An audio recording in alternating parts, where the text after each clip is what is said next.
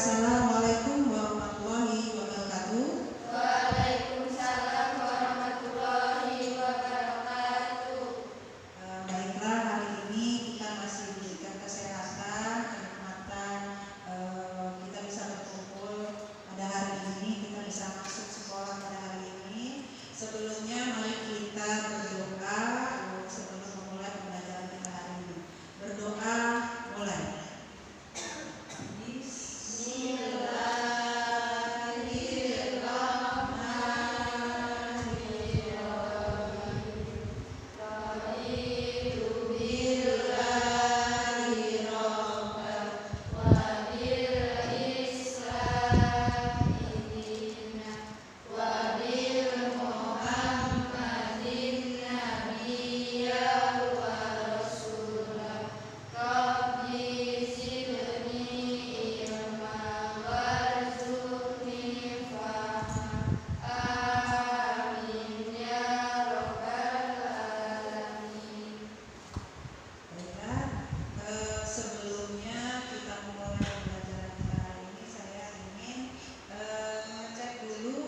Teman-teman kalian sepertinya hari ini banyak yang tidak masuk. Jadi saya mau bertanya siapa saja yang tidak masuk hari ini?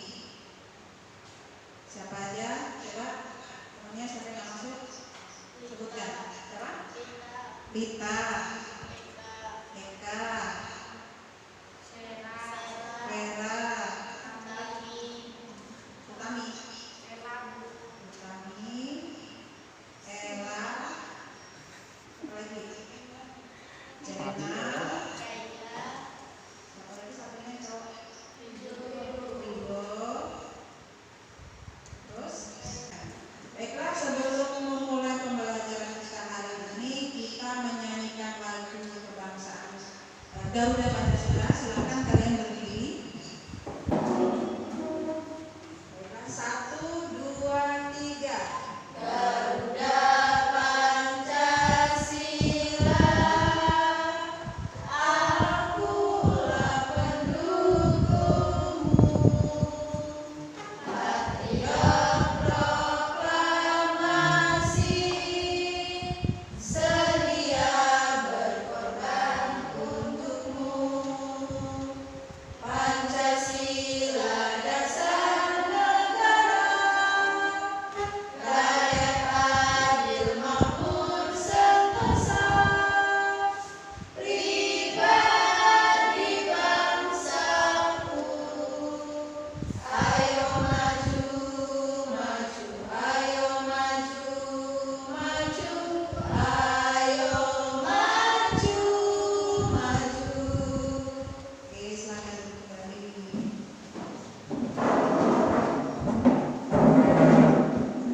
Baiklah, pembelajaran kita hari ini kita akan membahas tentang kelanjutan dari kita kemarin kan sudah belajar tentang elastisitas, permintaan dan penawaran. Sekarang kita akan menganalisis terkait harga keseimbangan pasar dengan menggunakan perhitungan matematika yang benar, kemudian menyajikan hasil pembelajaran harga keseimbangan pasar dalam bentuk gambar.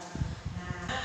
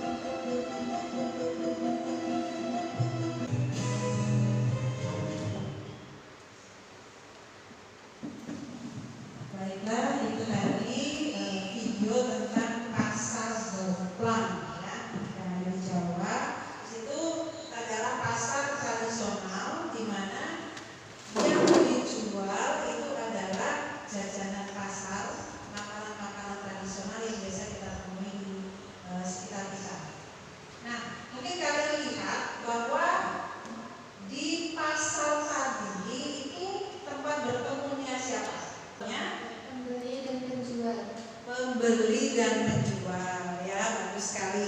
Jadi memang di situ akan terjadi jual beli suatu barang di mana mereka akan berkumpul di satu tempat yang namanya adalah pasar. Nah, tetapi dalam ilmu ekonomi kita agak bergeser dari kalimat pembeli dan penjual.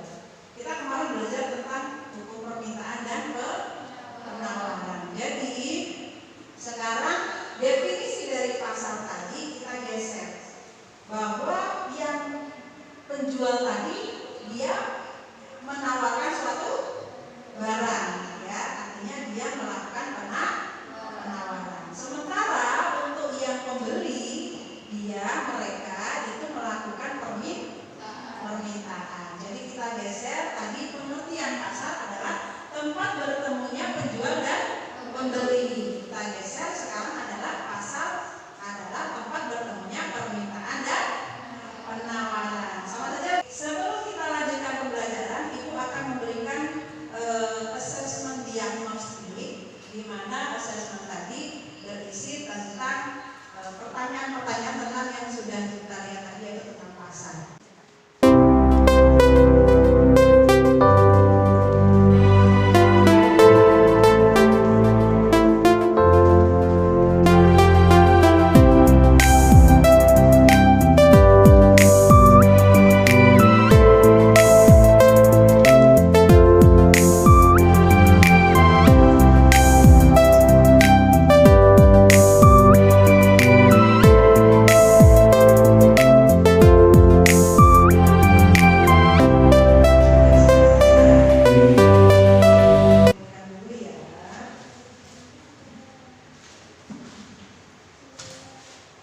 Di sini kita akan belajar tentang, tadi kita sudah melihat video tentang pasar. Nah, di sini kita tentang materinya. Mungkin terlihat di layar bahwa ada penjual buah-buahan, yaitu durian, mangga, rambutan, apa ya? Nah, di sini cuma berbeda. Di sini pasarnya ini kok di atas air, ya. Mereka berjualannya di atas perahu atau kapal. Pernah melihat sebelumnya tentang ini? Pernah ya, namanya pasar apung ya. Jadi mereka menjual barang-barangnya atau hasil kebunnya yaitu di atas kapal, karena memang daerah geografisnya dari kebanyakan sungai ya, sehingga mereka menjual produknya di atas sungai. Terus kemudian di sini ada peta konsepnya bahwa permintaan dan penawaran serta terbentuknya harga pasar. Nah, di sini ada permintaan, ada penawaran, ada harga pasar atau harga keseimbangan, kemudian ada elastisitas permintaan dan penawaran, dan seterusnya. Nah, di sini sebelumnya kita akan belajar tentang itu. Kita akan bagi kelompok ya, kita sudah membagi kelompok.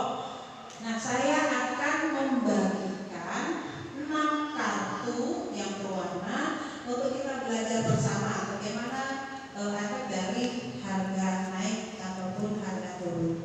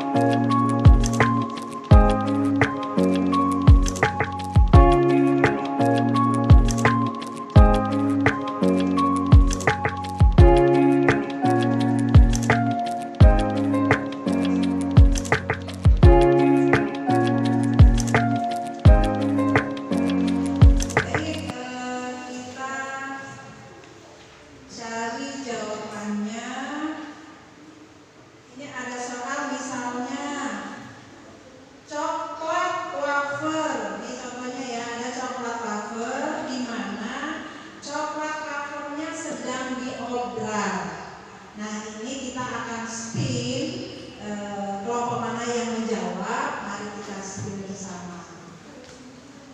1, 2, 3. Siap-siap. Untuk kelompok yang menjawab yaitu kelompok 2. Baiklah, untuk kelompok 2,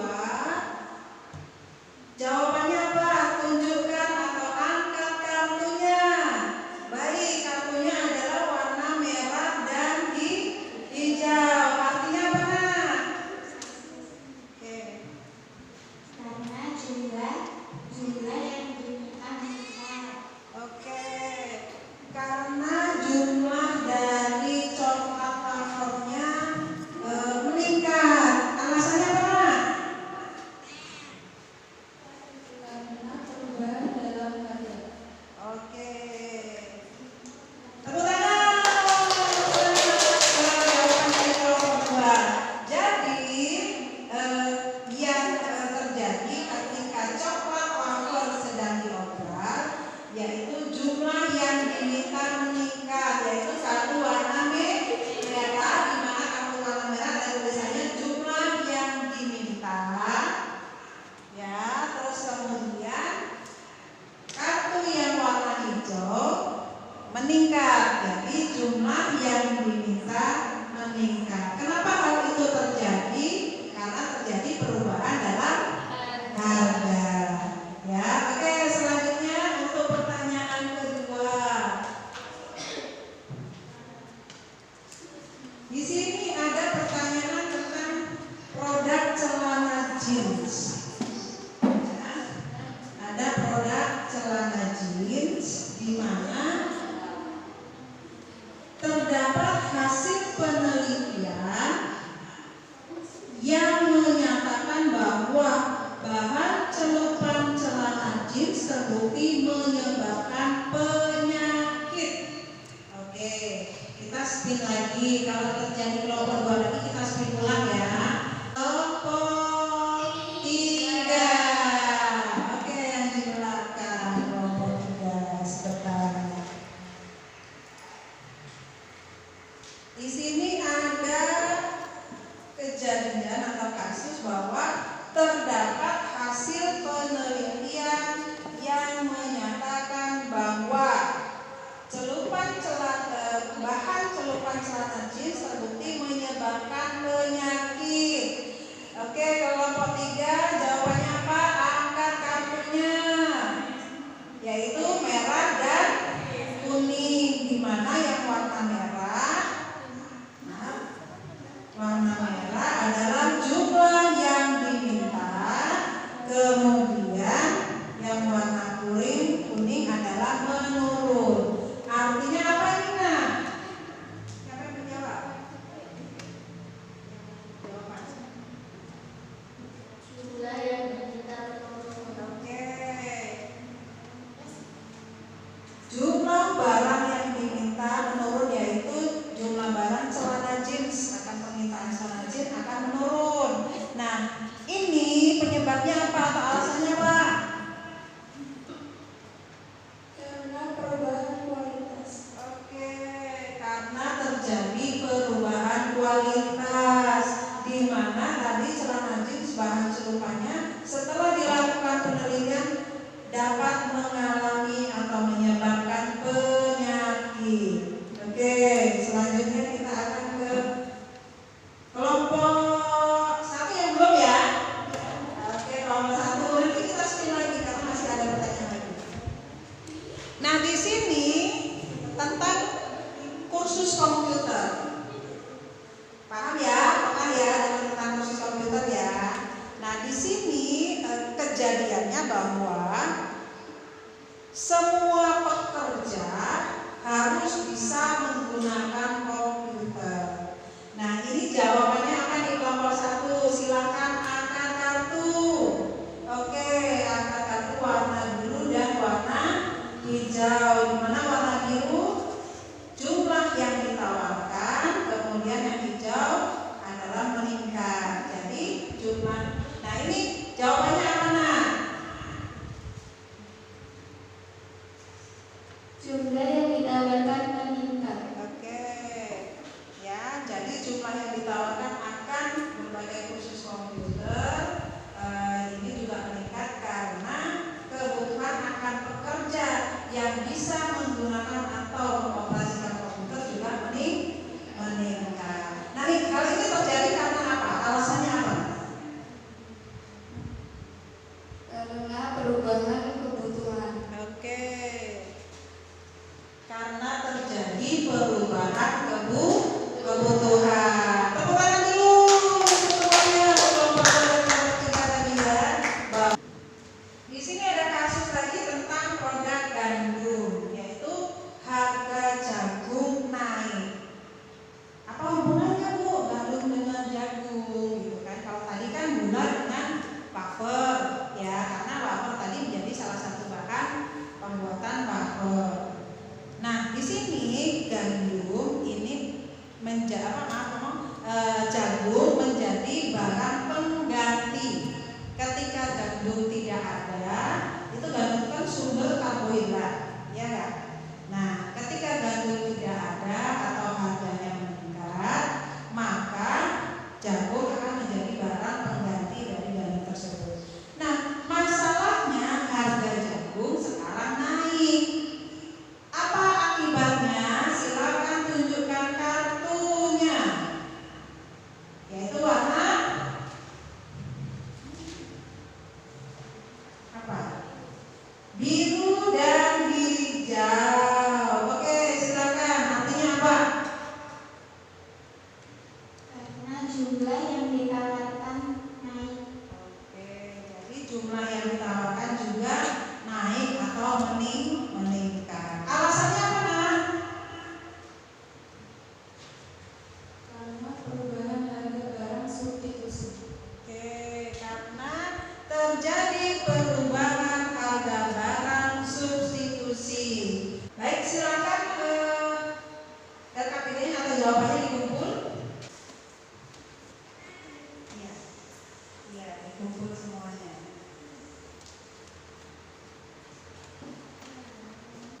Nah, kemudian dari hal yang sudah kita pelajari tadi bersama, mungkin kita dapat menyimpulkan bahwa kalau kita mencari kebutuhan hidup kita, itu kita harus mencari di mana ada makan. Berarti kita bisa membelinya di pasar, karena di pasar yaitu tempat bertemunya penjual dan pembeli, atau tempat bertemunya permintaan dan penawaran, atau bertemunya produsen dan konsumen. Nah, dari